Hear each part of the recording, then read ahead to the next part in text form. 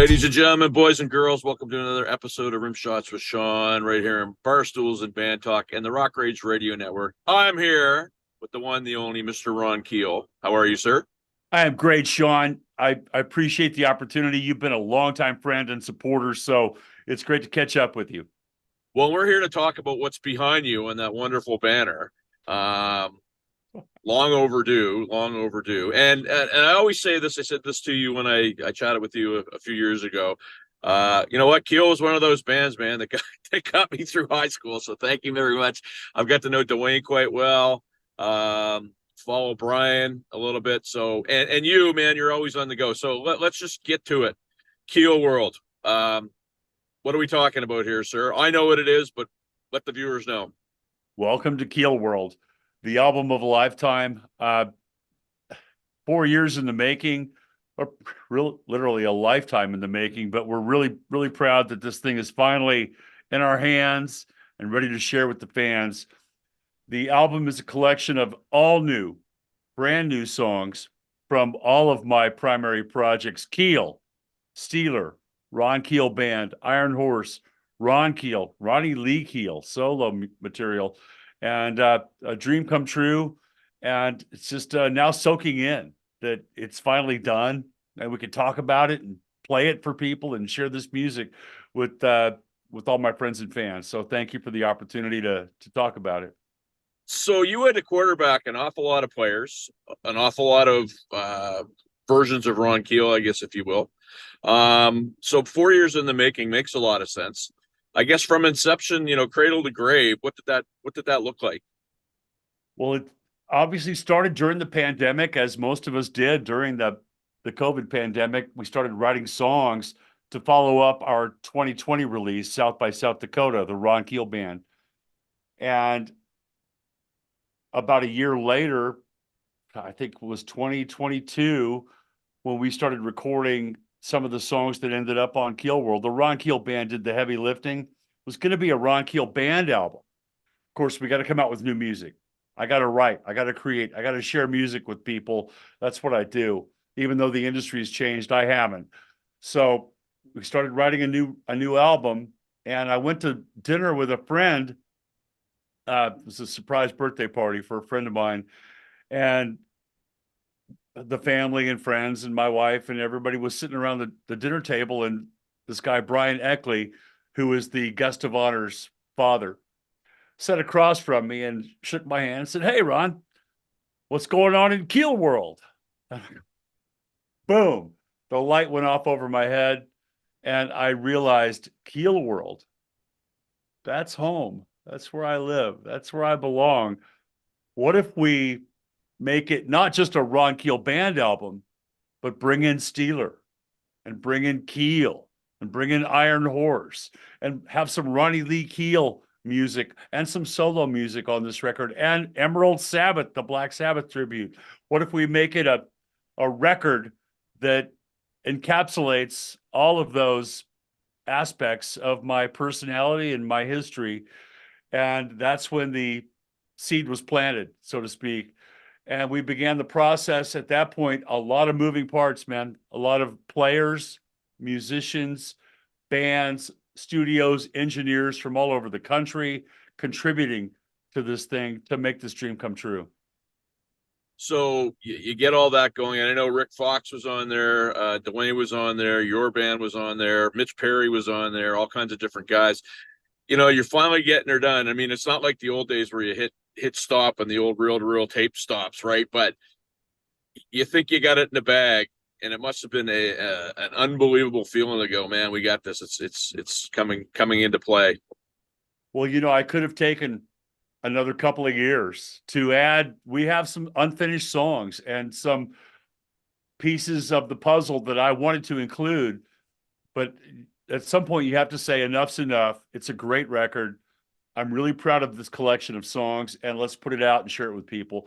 So it is at least it captures what my life, my career, my story is all about. Keel, Steeler, Iron Horse, Ron Keel Band, and the solo material as well. So a lot of moving parts. very difficult for me because I'm old school, man. I want to go to the studio with the guys and bash it out live and play the songs in the studio together and record. We did some of that as much as I possibly could on this record, but a lot of this stuff was people, musicians, the guys in Keel, the guys in Steeler, flying, sending me tracks. We call it flying in, where you take a track and you fly it into the timeline on the audio editor, and making sure that it sounds live, it sounds real, it sounds like the players are playing together, making sure that the guitar parts and the bass parts are all working with the kick patterns and the bass patterns and all that stuff. That was the biggest challenge of the whole thing, was doing it long distance with so many great players and producers and engineers and studios across the country. So I should also mention too, and I've said this since the first time I met you, like in terms of a promotion fella, but a self-promotion fella. I mean, you're one of the very best that I've seen and heard, because you do it in such an unoffensive way. There's a lot of energy to it. You're I'll call you a media mogul, because you've got the media side of things, you get the radio station side of things. You're helping bands, so it's not just Ron Keel, look at me. From a personal perspective, you have all this going on. How do you, I guess, not get frustrated some days when you're doing stuff and it seems like maybe it's not appreciated or appreciated as much as it should be?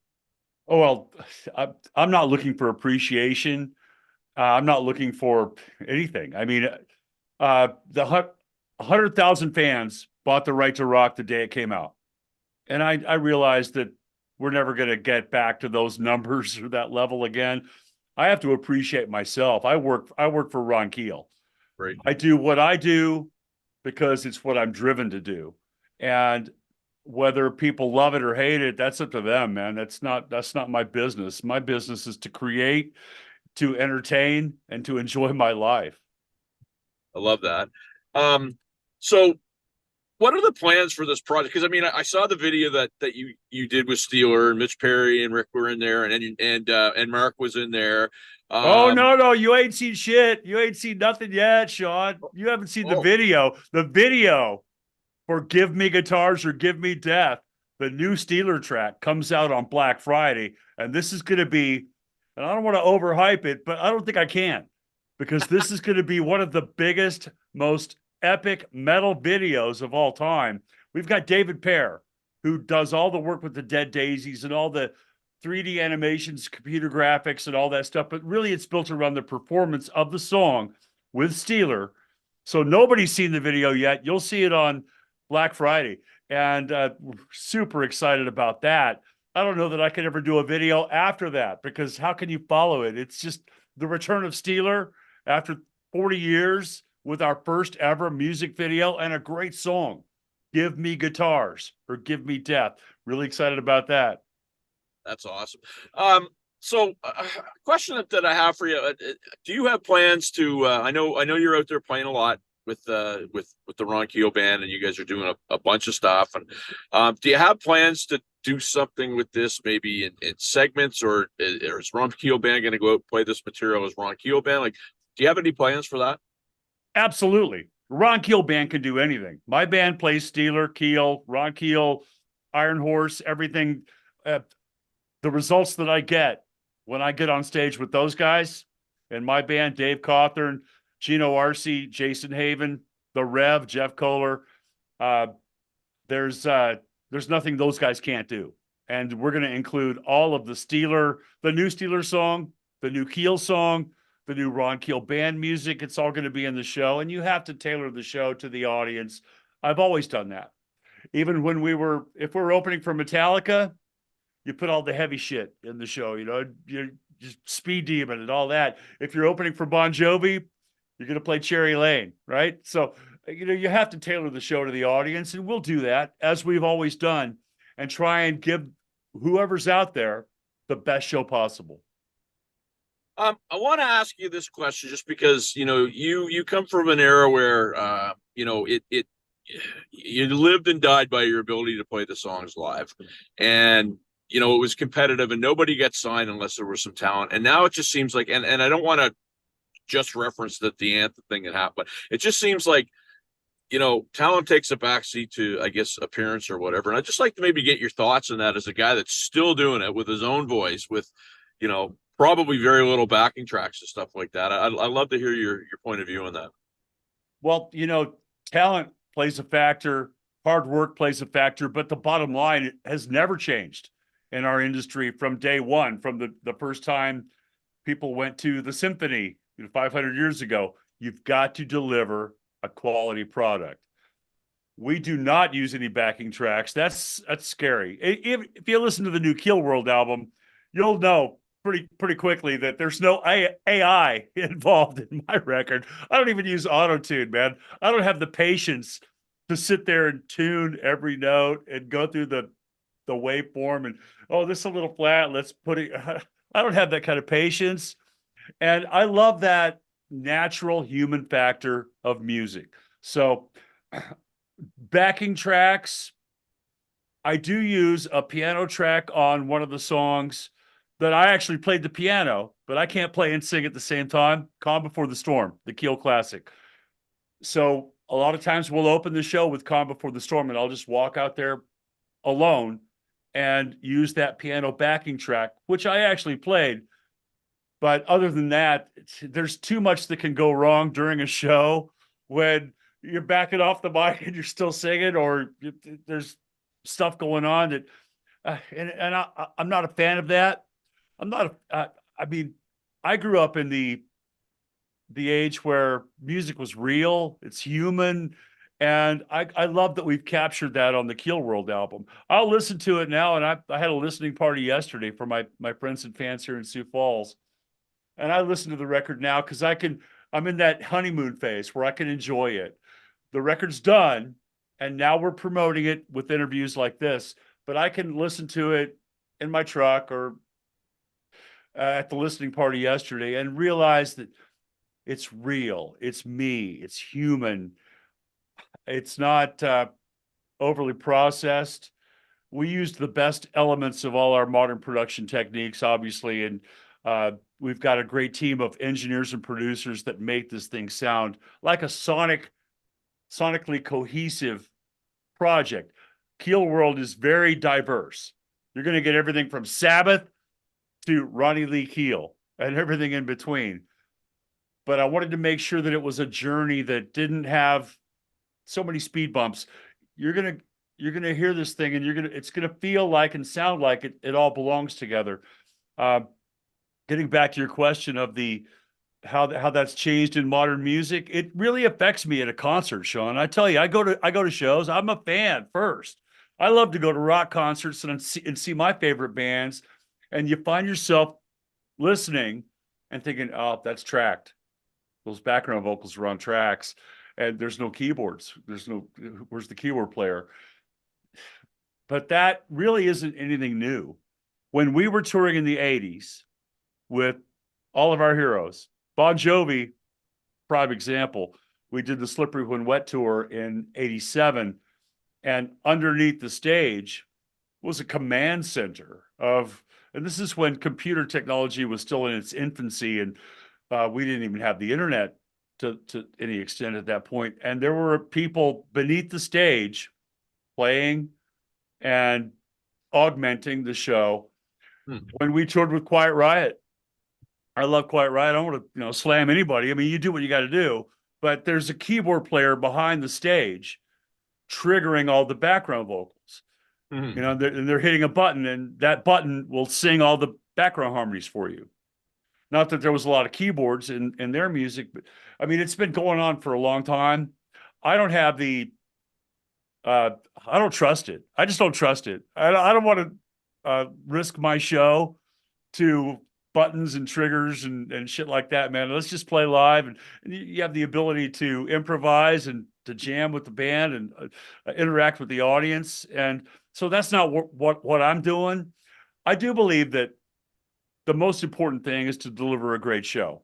And I know when I go to see King Kong and Godzilla, I mean, those aren't real apes and lizards. Those are computer generated images. I enjoy the movie all the same, but I'm not paying concert ticket prices to see it. Amen. Amen. I know you're a busy guy. You probably got a few more of these today. So this is probably going to be my favorite part of this because nobody does it like you. Where are people going to be able to get Keelworld, listen to it, find out about it, buy it, you name it? Well, thank you. I try and keep everything under one umbrella, one-stop shop, keelworld.com, keelworld.com. RonKeel.com is the place. It's my online hub where you can join my Patreon, patreon.com/Ron Keel. Those folks get the best of everything that I do. And the social media, the YouTube channel, everything's linked up at ronkeel.com. Our business is rfkmedia.com. And we've got not just Ron Keel and Keel World, but we've got Cold Sweat. That record is taking off and doing great numbers because Cold Sweat, Mark Ferrari, and those guys, Roy Cathy, have given us the opportunity to release Unburied Alive, a brand new record of unreleased tracks from the 80s and the 90s. I think it was 1990 when they cut that stuff, and some great live tracks and vinyl edition coming out with a new bonus track, a brand new Cold Sweat song on Black Friday. So we've got Crashing Wayward, The Fifth, a lot of other acts that are signed to our label that we're working with. So please, it's not just about me, it's about rock and roll at rfkmedia.com, and find all the links to that. The radio station is exploding. It's been a true labor of love and really rewarding to have an online streaming audio platform, which is kind of a combination of radio, regular terrestrial radio, because you've got live voices. You've got Eddie Trunk, Dee Snider, Ron Keel, and Charlie Kendall's Metal Shop and all that on KRFK radio, but it's also Spotify, satellite radio, the best of all of these entertainment elements combined into one live audio streaming platform 24/7 at krfkradio.com. Ron Keel, it's always a pleasure, man. I said this to you a couple of years ago. It's always cool when you meet somebody that you grew up listening to and they are a quality individual, which you are. And you just happen to be pretty darn talented too, man. I appreciate that. There's no talent involved, Sean. It's all hard work and sweat, muscle, and blood, brother. But I appreciate the compliments, and I appreciate our longtime friendship and what you do for rock and roll and for Ron Keel. Thank you, sir. We're back after this. Rock Rage Radio Network.